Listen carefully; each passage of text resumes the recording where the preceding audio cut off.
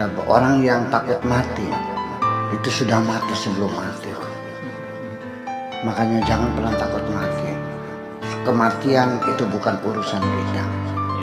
Kita tidak dilibatkan oleh Tuhan untuk menentukan cara mati kita. Dan kita tidak akan dikasih tahu oleh Tuhan di negeri mana kita akan mati. Wahai kekasih, sampaikan suara ini. Tangis rindu ingin seperti dirimu. Baik Gus, tadi juga Buya begitu cukup panjang lebar menjelaskan tentang qatilah maktul, atau dengan harakah-harakah yang sekarang ini beredar, atau bahkan beberapa hari yang lalu juga kita dikagetkan dengan sebuah gerakan yang kita paham semua lah seperti itu. Ini hanya konfirmasi saja. Saya kira kalau Gus Islah menjelaskan tentang hal yang disampaikan Buya Syakur, ini jauh lebih kuat lagi nih Gus. Silakan Gus untuk dijelaskan lebih tuntas lagi. Waktunya terbatas sekali Gus. Ya, nggak, waktunya nggak, bebas. Beliaunya yang nggak punya waktu. Iya, waktunya bebas, silakan. Baik, terima kasih. Mohon maaf, ini saya memang jam 9.25 harus ada di Ainus. Bismillahirrahmanirrahim. Assalamualaikum warahmatullahi taala wabarakatuh. Waalaikumsalam warahmatullahi wabarakatuh. Allahumma shalli ala sayyidina Muhammad wa ala ali sayyidina wa maulana Muhammad. Ini yang saya hormati Buya Syakur dan para alim, para ulama yang ada dalam majelis ini. Ini memang saya beberapa 2 hari terakhir ini diserang karena saya protes soal jihad istishhadiyah yang disuarakan oleh Ustadz Abdul Somad. Ini saya protes sekali karena memang sama seperti kata Buya tadi, dauhnya Buya tadi, memang ini manusia satu dimensi ini memang agak sulit ini.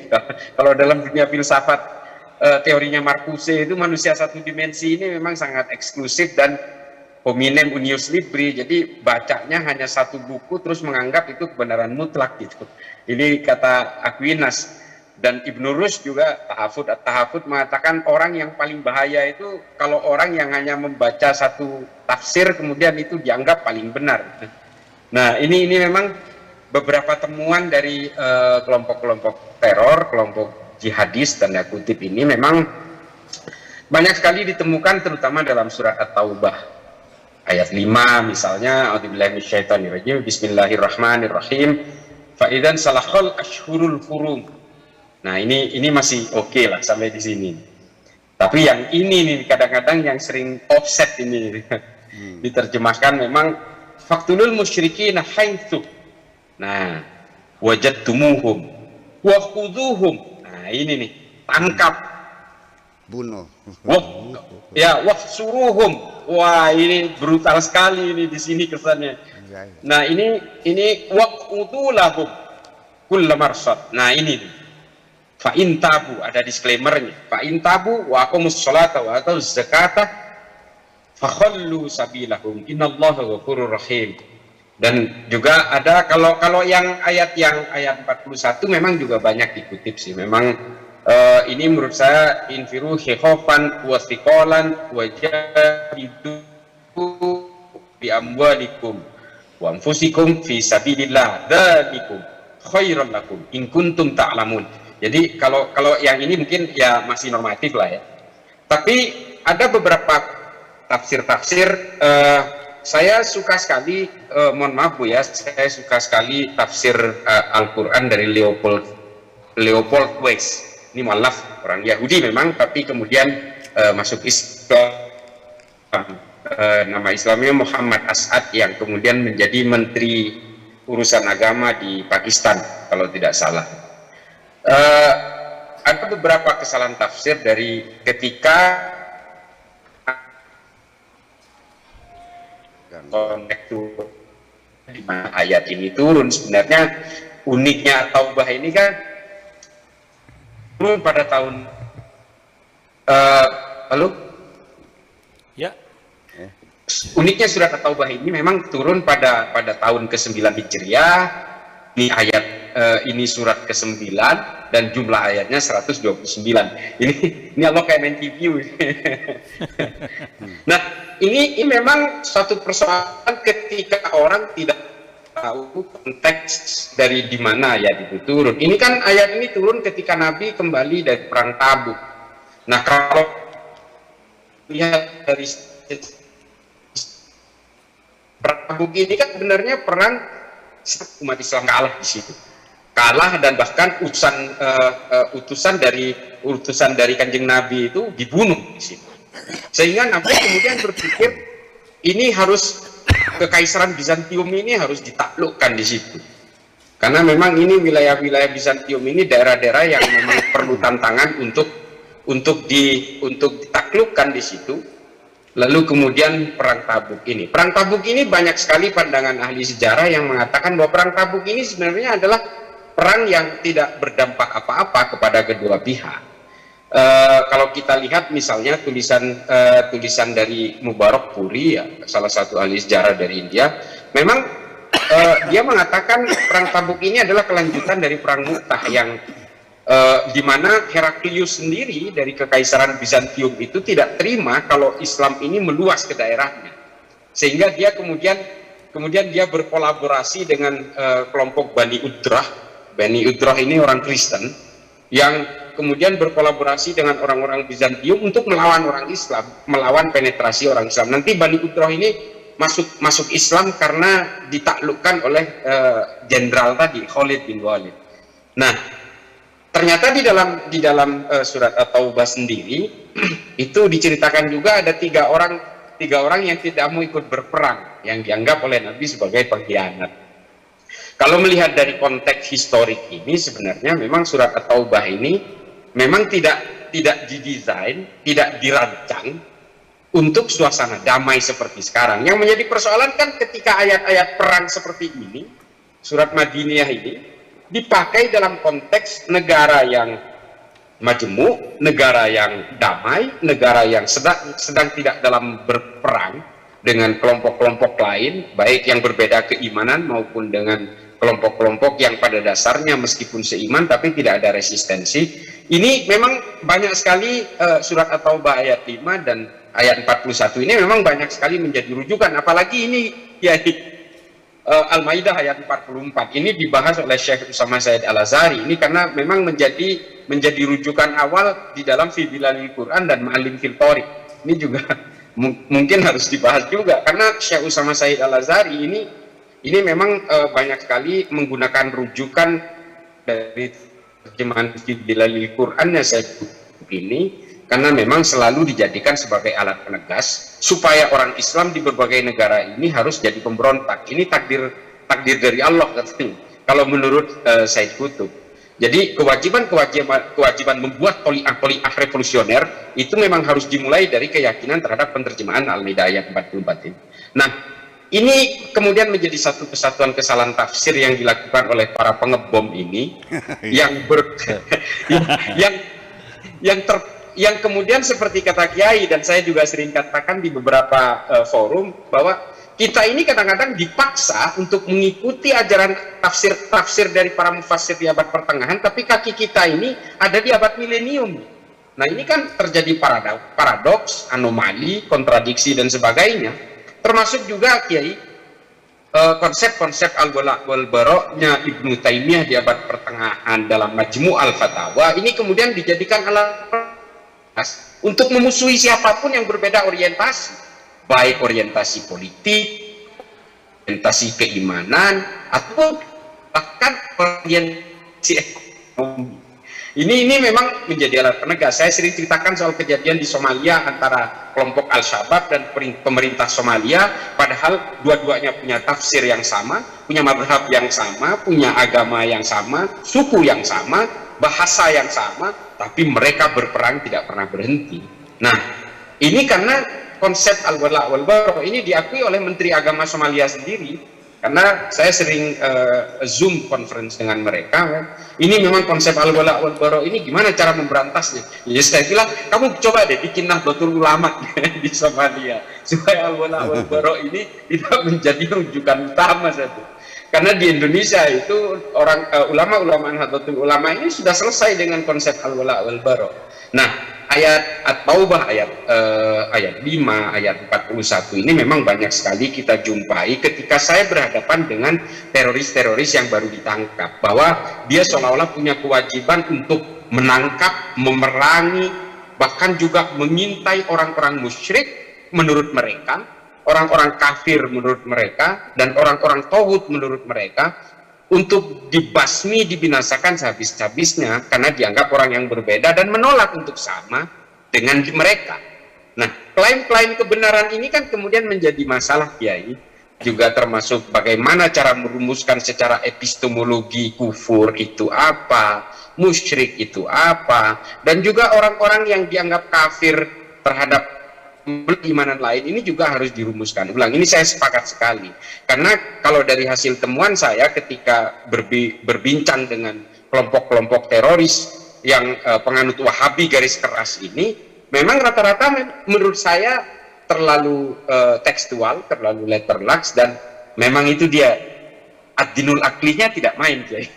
Memang nggak ada yang cerdas satupun menurut saya, termasuk kalau saya interogasi, Kiai, berhadapan dengan mereka ini, misalnya saya ngerokok, wah mereka sudah resistensi. Mereka tidak mau ada ulama yang menghalalkan rokok, itu nggak mau karena dianggap berbeda. Sementara kita ini kan perokok. Nah, kalau saya berikan dalil-dalil dari ulama besar seperti An-Nabulsi, mereka tidak mau terima itu. Nah, hal-hal seperti ini, perbedaan-perbedaan yang mereka pungkiri dan resistensi terhadap berbagai pandangan lain ini membuat mereka ini menjadi manusia-manusia satu dimensi yang saya bilang tadi.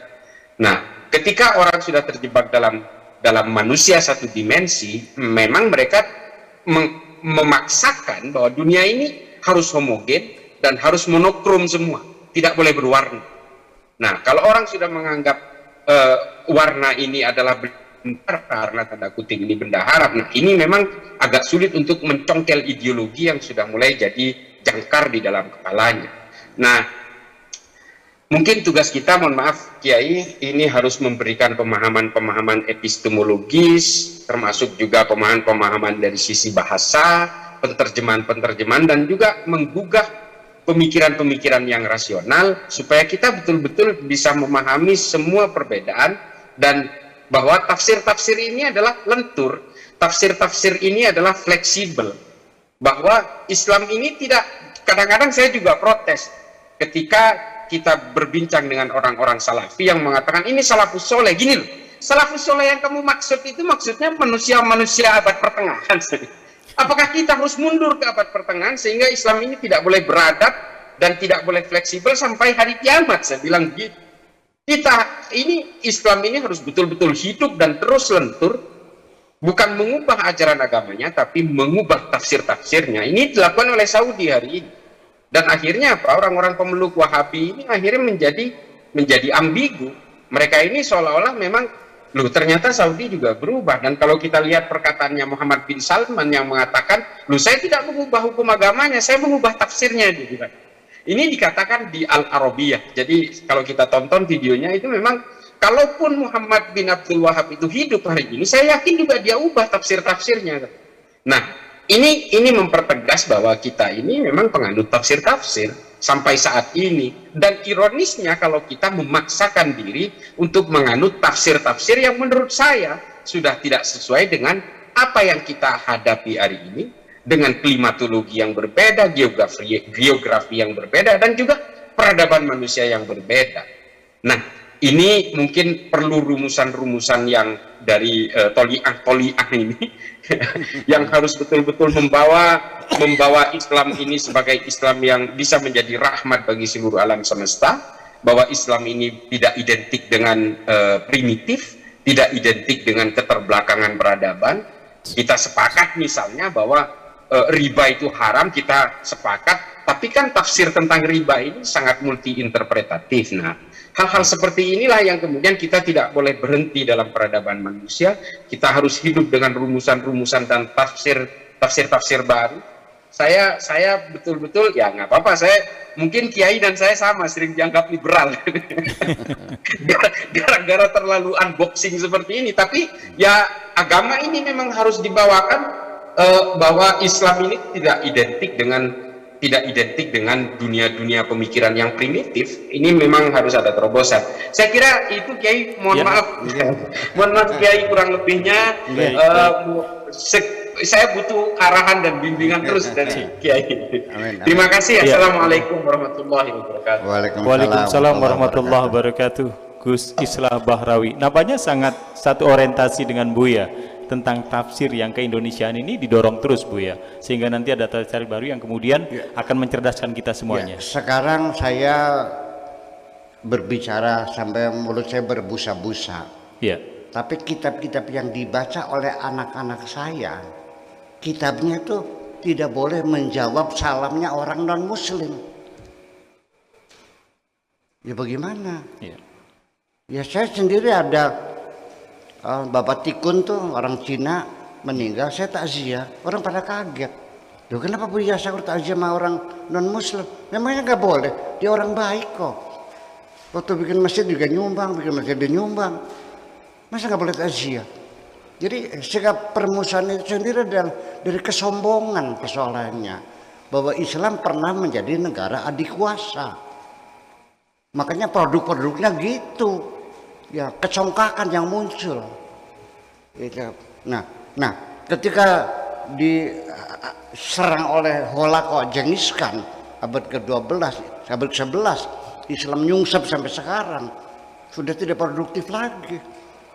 Yang lucu lagi bahwa tafsir itu dianggapnya final dan mereka tidak menerima adanya perbedaan. Kalau beda berarti salah, dan itu kan menjadi perut saya jadi kaku gitu. Perut saya jadi kaku. Ini gimana caranya? Nah gitu. Jadi artinya bahwa mereka mesti tahu bergaul dengan bahasa itu. Ini bukan ilmu fisika partikel ya, ini bahasa yang sangat lentur sekali. Perbedaan waktu ngomongnya di mana, dengan siapa, tidak ada satu kalimat pun yang menunjukkan makna yang pasti. Namanya lafad itu hanya sebagai simbol-simbol, jumlah dia simbol-simbol menunjukkan satu makna yang tidak jelas. Ya, duduk itu maknanya apa nggak jelas kan? Kecuali Hasan duduk di kursi, artinya bokongnya nempel di kursi. Tapi kalau Belanda menduduki Indonesia, bokongnya di mana? Kartu penduduk, kartu bokong itu. Nanti berebut kedudukan, berebut bokong. Nanti seorang pengacara minta keterangan supaya diceritakan dari awal ceritanya, supaya tahu duduk perkaranya. Jadi bokongnya perkara begitu. Ini persoalannya. Setelah kalimat sempurna pun itu tetap maksudnya apa? Maka ya bertanya kepada yang semakin kita mengenali pembicara, semakin paham apa yang dibicarakan. Jadi orang yang paham firman Tuhan adalah orang yang sudah kenal Tuhan. Makasih gitu aja. Luar biasa. Iya. Iya. Kasih sampaikan sesal ini